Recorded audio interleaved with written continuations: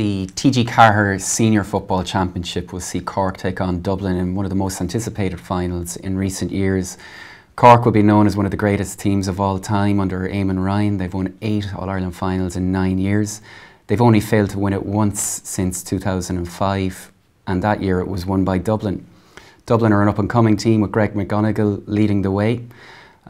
They have had a fantastic record this year, losing only once, and again that once was to Cork.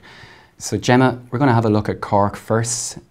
There's a lot of good players on this team. Is there any that really stand out to you? Indeed. Yeah, it's hard to pick them, but now I'm going to have a look at Angela Walsh. She just seems to be flying at the minute. Of course, one of the dual players that Cork have.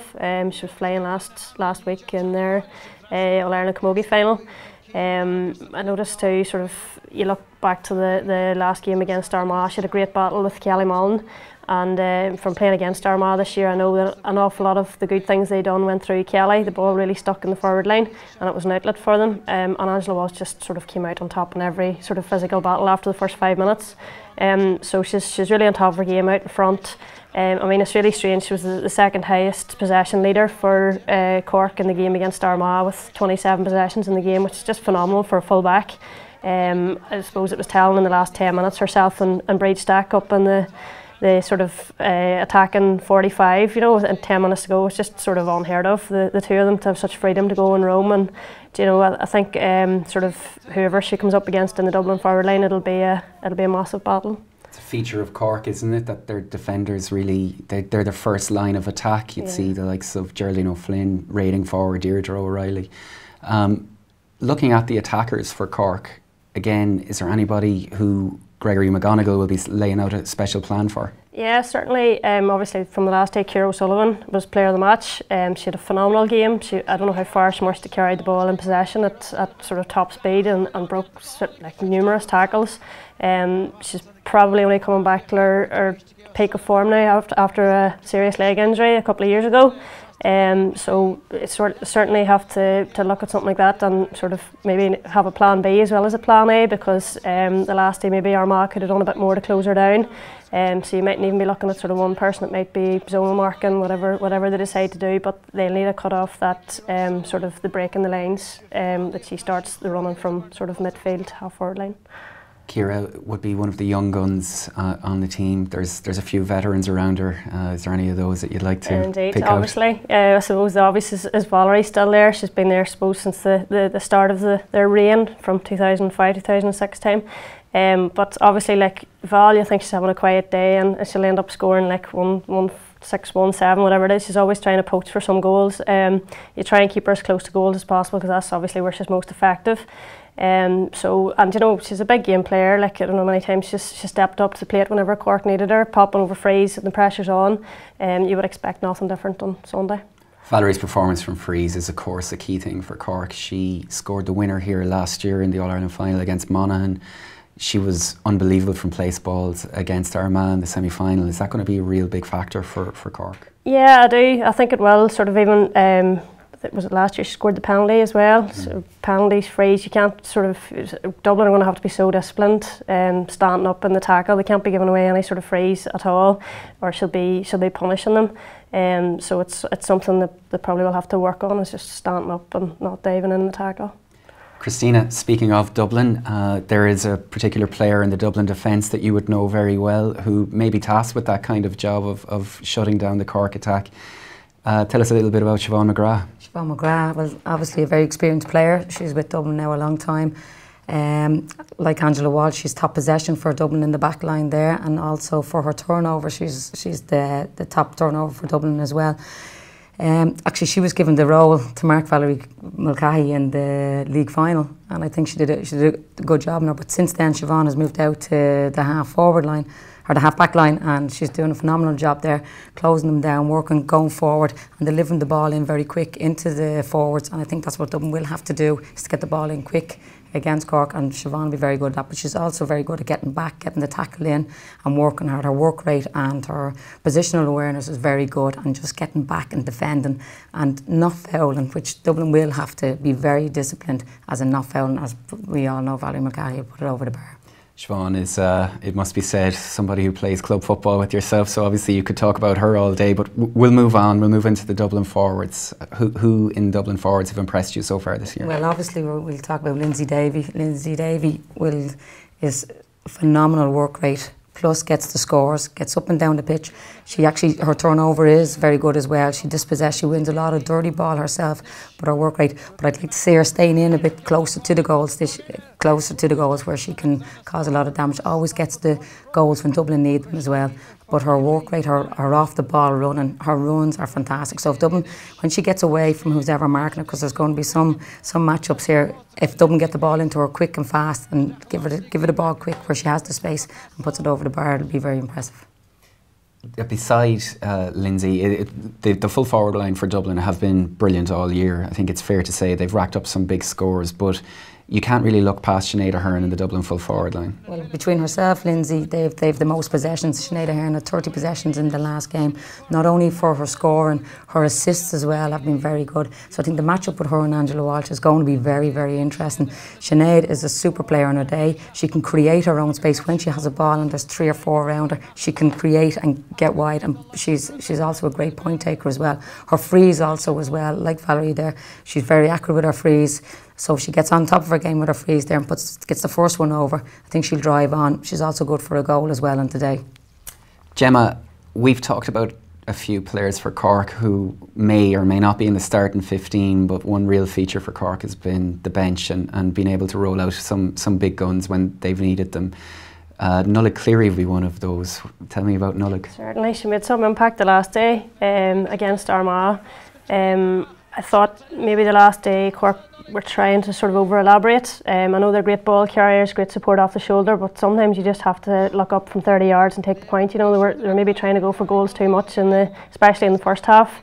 They could have been out of sight maybe at half-time if they had taken their chances, but Nollaig came on the second half and made everything look so simple. Just caught the ball, took the point, caught the ball, took the point, caught the ball, set up the goal for running the Begley. It came on, and you know that's kind of, I suppose, what Cork's strength has been. They just keep doing the simple thing longer than the other team, but that's been a feature all year. You look back to the league final, Deirdre O'Reilly came on, made a massive impact that day too against Dublin. So I mean they've also Doreen O'Sullivan, I believe, is back playing club football now. She's been out with injury for a while. So I suppose it comes back to Eamon Ryan as such too, as knowing sort of who's up for it and who's back to full fitness and who's going to push the team on and maybe add an extra dimension, something that Dublin have to be aware of, I suppose. As I say, they might have plan A, plan B, plan C, so certainly the strength of the bench is going to be a factor. Dublin have had some serious success at underage level in recent years. They claimed the under-21 title this year. There's a few of those young guns to watch out for now. Yeah, there's Carla Rowe, Molly Lamb and Leah Caffrey who have played with the under-21s. Also the under-21s have trained with the Dublin senior panel this year, which also helped very much with their A versus B games. We can talk about Kilkenny's hurlers A versus Bs, but there's been tremendous A versus B games out there and it pushes players on as well. But the youth coming through, Molly Lamb, Carla played in the minor All-Ireland there last year as well against Galway, so that will also help them as well. And Leah Caffrey's very good under-21 player coming through too. Gemma, tactics are going to play a big part in this All-Ireland final, and you really have two of the best tacticians in it. Eamon Ryan is a manager that we all know, but you'd know Gregory McGonigal, the new Dublin manager, really well from his time with Monaghan. Tell us about Gregory and the impact that he could have on this final.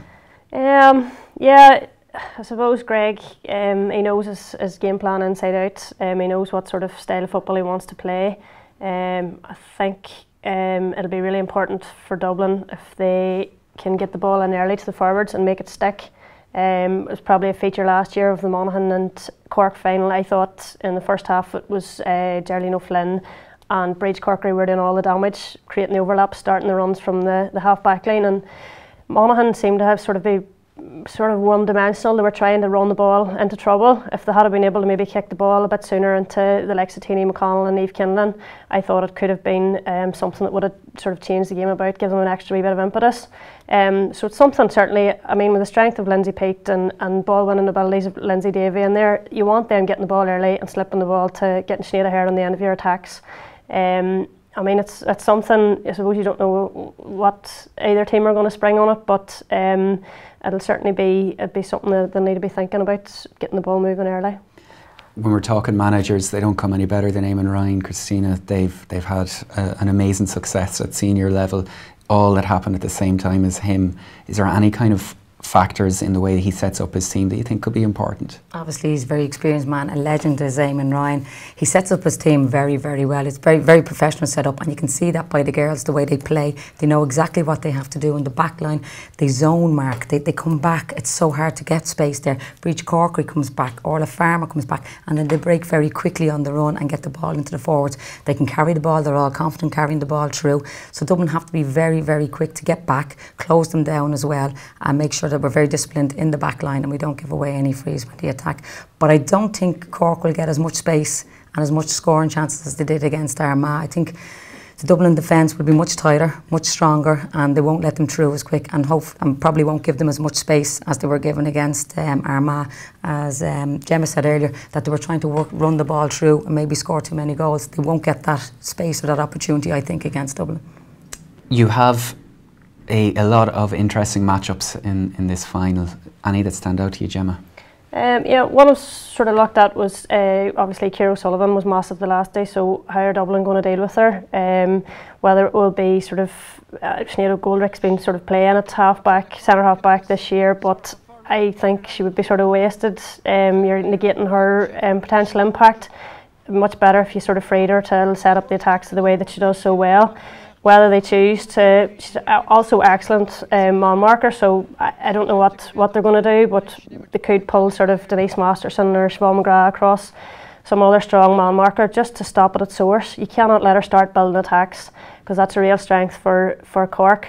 So I don't know, if it was me, I would probably set Sinead Goldrick free up the pitch and let someone else sort of look after Ciara O'Sullivan. She's somebody who really has been in outstanding form this year, and as you said yourself, her sister looks like she could possibly be involved. She's just back fit. Ciara likes a very direct running style. Is that something maybe that Gregory will plan for by pulling somebody like Denise Masterson back a little bit deeper? Yeah, I think he'll definitely have to consider it anyway when you see the impact that she's had this year. And I mean, running players are sort of very hard to stop when they have the confidence. I think if you look at sort of the Dublin team, there's somebody similar in Noelle Healy, who I thought was excellent last year. Even at the start of this year, she probably hasn't been her form is brilliant at the start of this year. She probably hadn't had the same impact in the last couple of games, but she certainly has the potential to stand up and play the same kind of role for Dublin. But as I say, it's very, very hard to stop someone that's direct running, confident, strong on the ball, and can lay it off at the right time or take their score. Any other outstanding matchups for you? I suppose you're going to have to go back to it again, as Angela Walsh and Sinead Ahern, like two with the most possessions in the last two games for each team themselves. Whether Dublin get the ball in early enough to Sinead when she gets out in front, when she makes that initial run, will Angela stay with her? Will she go up the pitch, or will she kind of say, I'll have to stay back here with her? Will she be more kind of attacking? But I think she will stay with her. It's going to be an interesting one. Sinead gets a few early scores, she'll build in confidence. I know Sinead, and when she gets them scores, off she'll go. She'll make the runs, and if she gets the space there, she can run at Angela as well, and like that, very hard to stop as well when she gets going. Gemma, will positions mean anything in this game? Do you think, apart from the number ones, will anyone else hold their spot? No, I think it will be sort of a lot of forwards dropping back and half backs and midfielders driving forward. Maybe corner forwards dropping out sort of around the middle. But it's all good. It's as much a chess game as sort of anything else. Seeing which manager, I suppose, reacts and on the pitch and anticipates the opposition moves.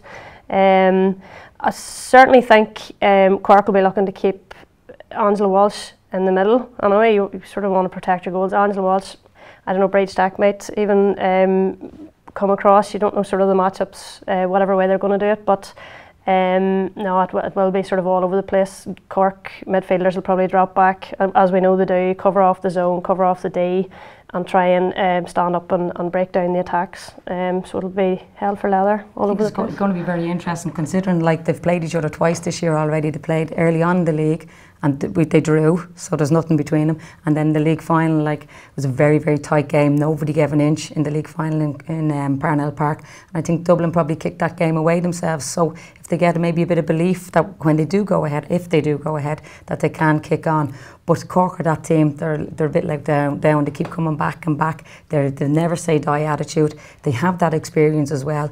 Now Dublin have experience too, obviously there's plenty of players, Denise Masterson, Sinead Goldrick, Circa Furlong, who has won an All-Ireland as well, Rachel Ruddy's there in the back. So it's going to be very interesting because I don't think there's much between them. I think it's whoever gets the goals on the day, takes their chances, and Dublin will have to take every opportunity they get and stop Cork from scoring and closing them and maybe frustrate them a bit. You can put your Dublin jersey on now to answer this question, but there's a history with Dublin since that great victory in 2010. They've been in situations where they've let games get away from them. Do you think is that going to be a factor, the inability maybe to get over the line? I'm hoping they'll put that behind. There's a thing, I think Dublin, we just don't kick on, and it's even before that 2010 final, we've often been in the lead and then we've let it go, and just like we won't talk about the quarter final a few years ago against Cork, we were 8 or 9 points up and we just let them back into the game. I think Dublin, if they get a bit of belief, kick on, get a few scores and a few more scores and just close them down in defence and push on from there. But it's important that they do kick on. They do lack sometimes that, and that's all teams in Dublin that have done that. Christina just kind of touched on the quarter-final a few years ago, which she doesn't want to mention, but quite often when Dublin have struggled to get over the line, it's been the red jersey on the other side of the field. Is that going to have a big bearing that it's Cork that they play in this All-Ireland final? I don't, well, it will be a factor, but I don't think it should be. Sort of, if their heads are right, if they fully believe that they're going to win the game, it'll not sort of matter on the day who they're going out against. Obviously there is the history between them, it could be a factor. I mean, as I say, it's sort of Greg's first year. Like, he sort of might have regrets from previous years. He sort of might even be a few questions that, like, you never know what's going on in the psychology of a team in a team setting or in individuals' heads.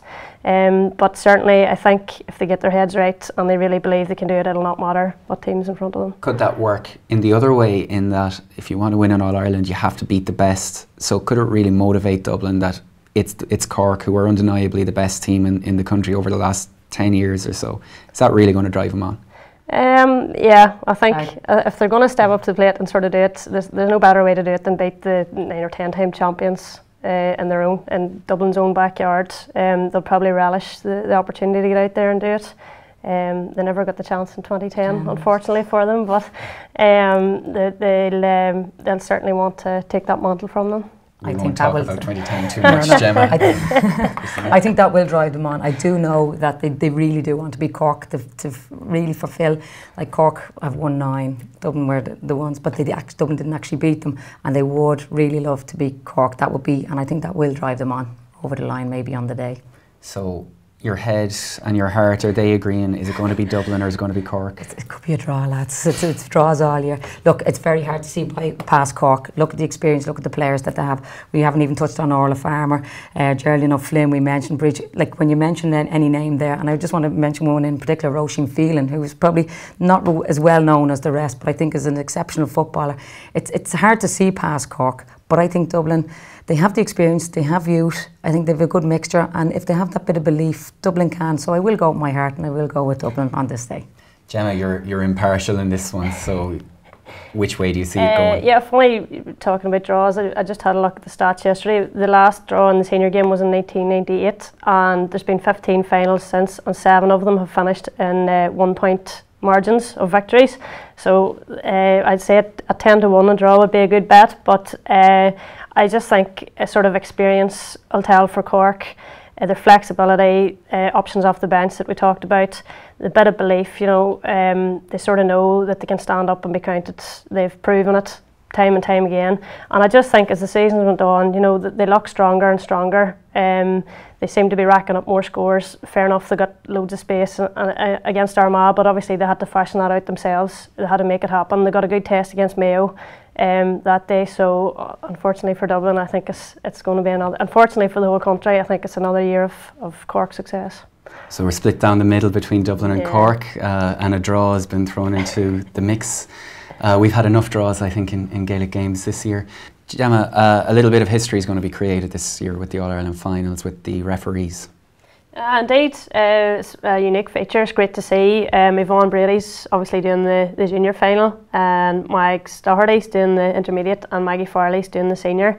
I know that the three women have refereed sort of loads of games. They've been in the game a few years now, and they're well used to sort of the ladies' style of play, and they know sort of the ins and outs and the nuances of the ladies' games, and it's fantastic to see. You know, the more the better, and it's all the more females involved in a female sporting occasion, and they're there on merit. Certainly, as I say, they have the experience and they know enough common sense about the games to make for three good games.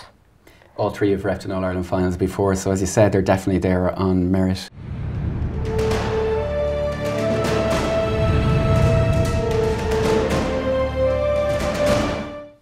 So thank you for joining us here for our preview of the TG Car Ladies All-Ireland Football Finals. On behalf of myself, Gemma and Christina, I would like to wish the very best of luck to all of the players, the management teams, the officials, and of course all of the supporters who make their way to Croke Park for this very, very big occasion. Tickets are still available for the matches. They're through tickets.ie or www.ladiesgaelic.ie for group tickets with some very good rates there. Tickets are €25 for an adult and €10 for OAPs and students. Tickets will also be available around the ground on match day, so there's every excuse to get out there and be the difference and be there.